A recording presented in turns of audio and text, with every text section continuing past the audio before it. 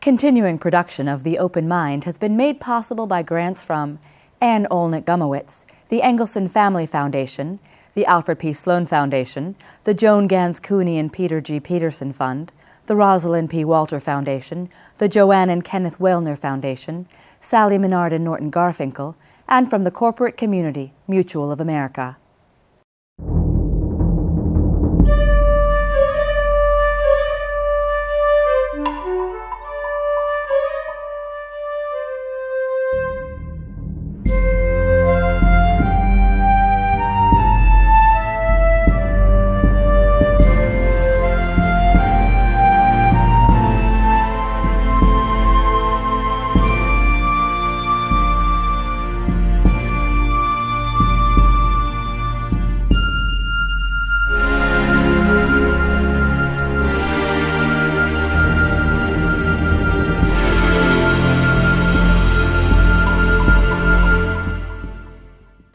I'm Alexander Heffner, your host on The Open Mind. It's a tall, mightily tall, toweringly tall honor to welcome the media innovator Norman Lear, in whose honor the center here at USC, a multidisciplinary center for research and public policy, was constructed that explores the implications of the convergence of entertainment, commerce, and society. For those younger viewers, Norman Lear was to communications what Mark Zuckerberg, in a sense, is to the millennial generation, opening our hearts, opening us up to the good, the bad, the ugly, maybe even the ugliest of humanity. Days sweet, days simple, and the complicated and fast. In decade after decade, to be sure, Lear made Americans laugh, from All in the Family to the Jeffersons, whose protagonists, Sherman Hemsley, might be recognized among Utes, as Cousin Vinny would say, from his guest appearances on The Fresh Prince of Bel-Air. The iconic founder of People for the American Way, Norman Lear finally penned a definitive memoir last year. Even This I Get to Experience was its title. His journey from World War II bomber crew member to Hollywood sitcom inventing mogul. I liked it when there were 3 networks, Lear said recently at the Writers Guild Awards. All I had to do was knock on the door. There were 50 million people ready to watch. And in his autobiography, he asks, which generation was kinder to its audience, which flaunted a picture that was ultimately untrue, and which helped the audience understand its real problems. We are a nation of infinite excess. I would say it's more difficult today.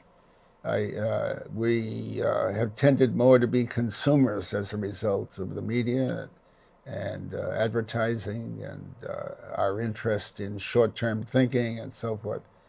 It was easier to be, it's hard to be a human being in any context, in any generation.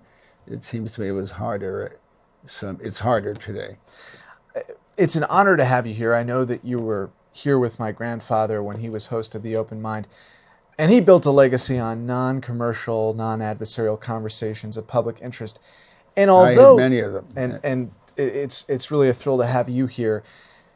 Is the analogy that I described fair?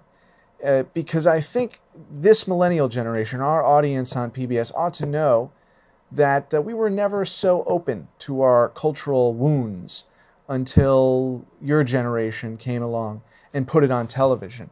And I wonder if that's a fair assessment, because if there were an SAT analogy, Lear to communications and Zuckerberg to technology, I think that would be fair.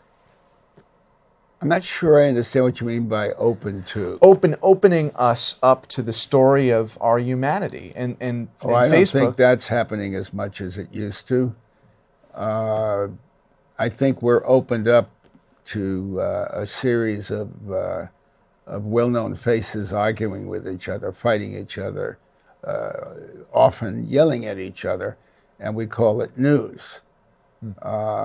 It's bumper sticker news if it's anything.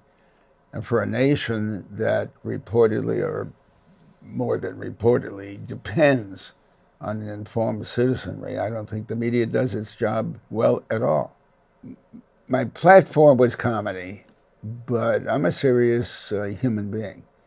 I do see the comedy and the foolishness of the human condition, and that's 360 degrees of our reality, the human condition. So I dealt with the problems that families were facing all around me. I didn't think we were breaking new ground. Certainly at the beginning, we were all working our duffs off to make a living. I mean, everything started with the need to make a living, and we were writers in television. But we were dealing with the reality of our existence, and the characters hopefully reflected that. And that reality, as you've seen it transform over the years now, Right. What does it look like to you today? That reality today is, I just see infinite excess. When I did All in the Family, its predecessor was a British show, and I think they did 6 or 8 episodes a year, and I think there were 2 years, and that was the end. That was the whole series. I was asked to do 26 episodes the first year and 26 repeats. I would have voted 3 years into my television life, I would have voted to see television cut to 14 hours a day or 16 hours a day. I didn't think you and my grandfather alike. Yes, we shared a lot of those feelings. Well, what you said about the 3 networks, as much as I and our viewers increasingly are a product of the multi-layered, faceted media complex, and I try not to inject myself into the conversation, but relate. And I think more than ever relate in terms of the dissemination of information and how we prioritize what we're doing. When Cronkite and Edward R. Murrow and the people you refer to were at their zenith, the news itself was not a profit center. It did not have to make money. At that time, NBC, one of the networks, had a symphony orchestra. There was another attitude about the news, and these fellows, Bill Paley, David Sarnoff, called themselves proudly broadcasters. We don't even know or see much of the word broadcasters.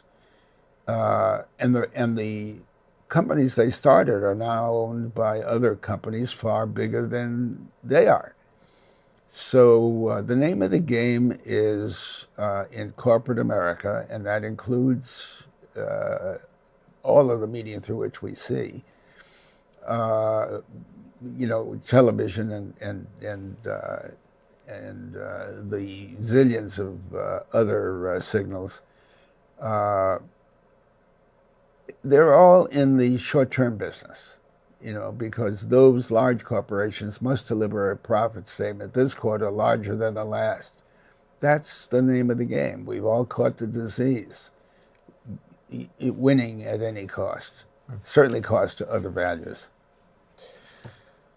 I think it's a testament to your character that despite your birthplace and fame through the art of comedy and the development of a brand of comedy that became the contemporary sitcom, that you very much believe in civics, and you've developed... Oh, I do.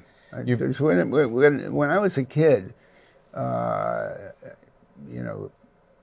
me reiterate, we were taught civics. We had a close relationship, or a far closer relationship, with the Declaration of Independence, the Bill of Rights, the First Amendment.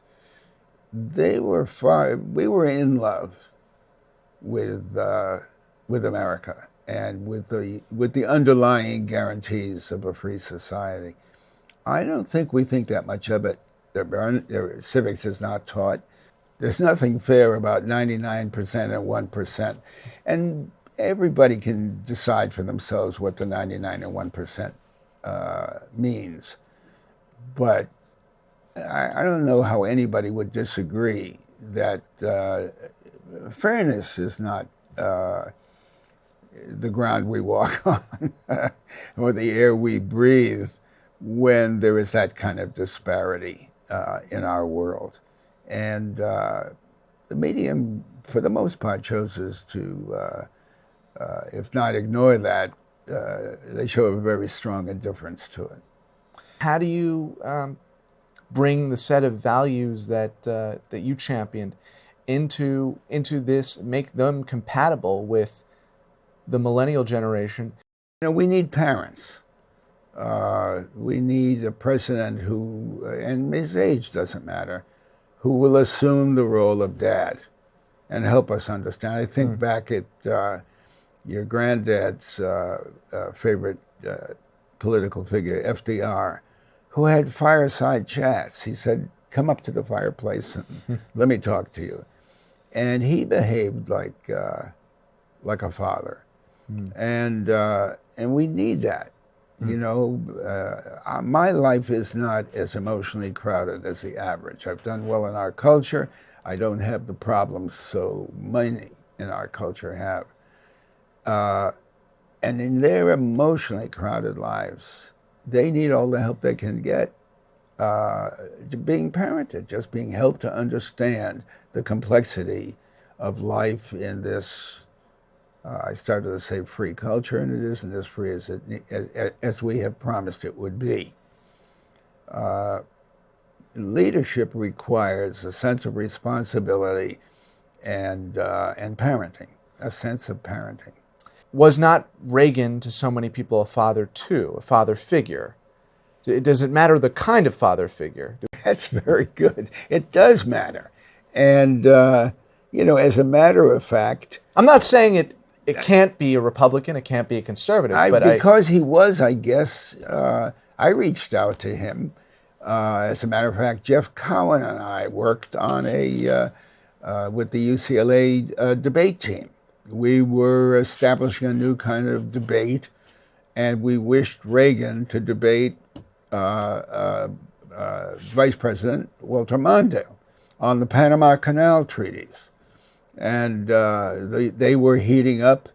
One evening at the 21 Club in New York, we had the men and women, well, they were all men, who represented 80-some% of the independent stations around the country, sold them on the idea of the debate.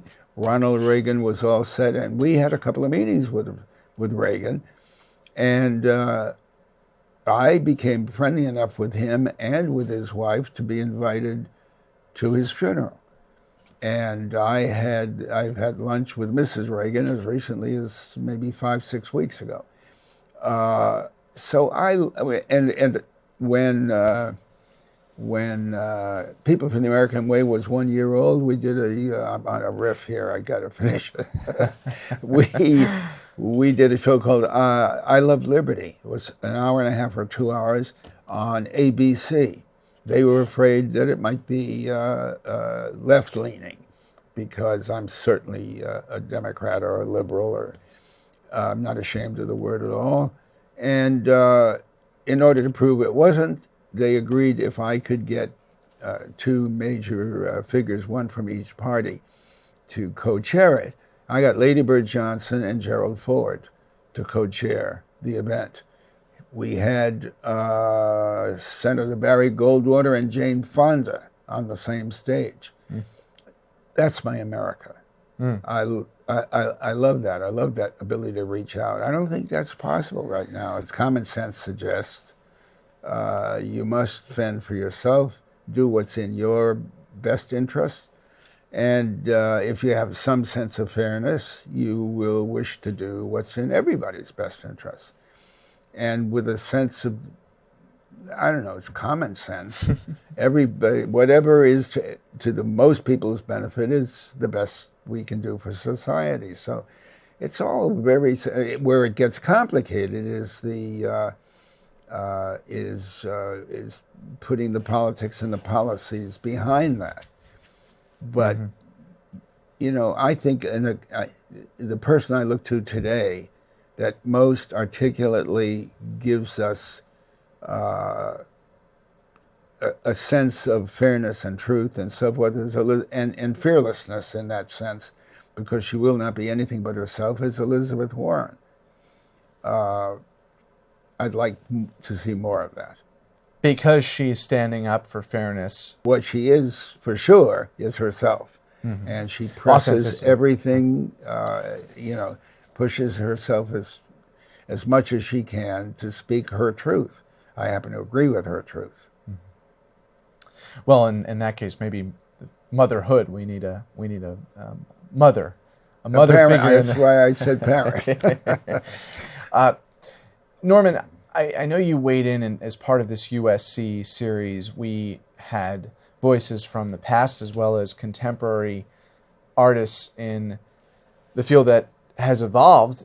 And your center here at USC studies the convergence of new and old guard media. Jill Soloway, who created a series I know you were a major fan of, Transparent, is a kind of contemporary example of what I was getting at before when I said you aspire to make the world more open, more connected in our roots, being able to share insights and stories and experiences. That was an example, Norman, of that great commonality being exposed. And I wonder, as you continue to think about the future of this industry, what your hope is that this convergence will accomplish beyond platform. If the question is what I think it is, I think what we have to be aware of when we look at the three networks and we see what they cannot do that is being done in the rest of the media,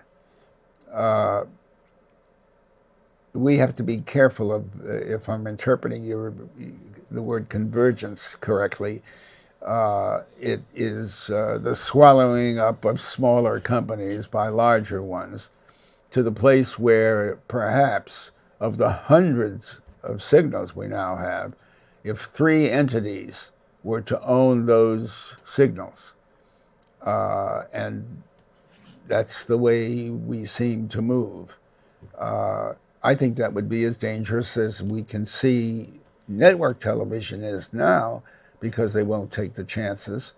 The writers do not have the opportunity to invent as creatively and as freely as they wish for the networks as they might, as they do for the other venues. Another convergence here is that of comedy and news. Now you, despite being a serious person, invented a wave of comedy. In some form, they've transposed, conflated in some situations that are helpful in potentially bringing in a new generation of learners, of people who are aware and care about the future. But in the same sense, entertainment celebrity didn't have a place in the anchor chair of the NBC Nightly News. And I was just wondering what your assessment of that is, as someone who's done the comic and the serious so well for so many years, and you've really worn a single sailor's hat, but two hats, over a 4 or 5 plus decade period. You're asking for my assessment of what? Not of the Brian Williams situation specifically, as much as of there's the convergence of media and smart technology, which has brought Jill Soloway and television to Amazon.com. Mm-hmm. And then there's a different kind of convergence that has been ongoing, which is the way in which we, as my grandfather would cite Neil Postman, have to be amused in order to get the news. And but you've done the serious, somber, solemn work since the creation of the multiple series that you had on the air.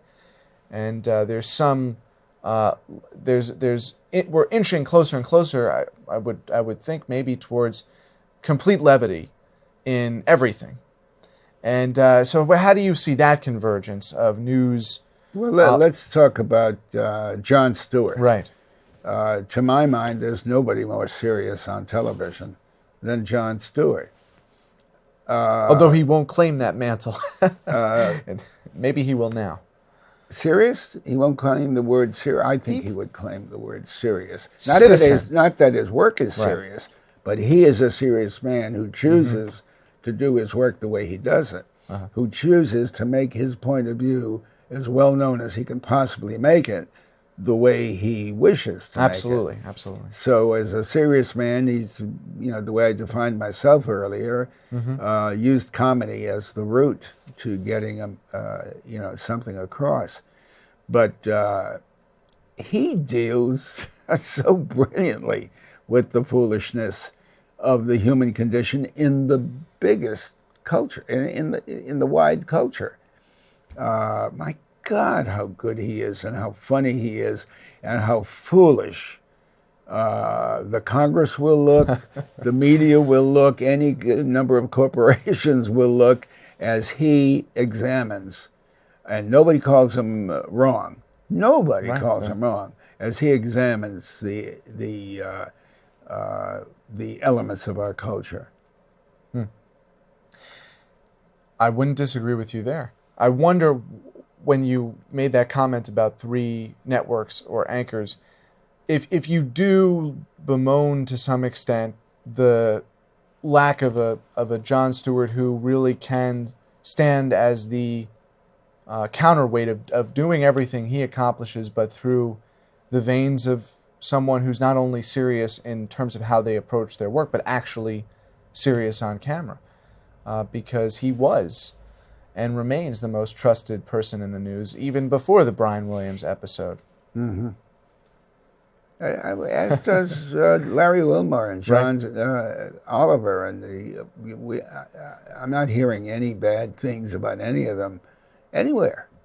As someone who's a sage in this industry, would it be? Yeah, you are. I'm impressed. To your mind, it wouldn't be a bad idea if Brian Williams and Jon Stewart swapped jobs. Well, clearly they were a consummation devoutly to be wished, but I wonder. Well, maybe we're reaching, and you're right. We're reaching the time when that would be tolerated, when the networks and the people who own them would allow them to grow up. Worlds colliding, as Larry David would say on George Costanza on Steinfeld. He's brilliant in his show, by the way. He's on Broadway now, and the show is great. Well, Norman Lear, I want to thank you so much for speaking with a more junior Heffner. And my great pleasure. Thank you. And thanks to you in the audience. I hope you join us again next time for a thoughtful excursion into the world of ideas. Until then, keep an open mind. Please visit the Open Mind website at 13.org/openmind to view this program online or to access over 1,500 other Open Mind interviews. And do check us out on Twitter and Facebook at Open Mind TV for updates on future programming.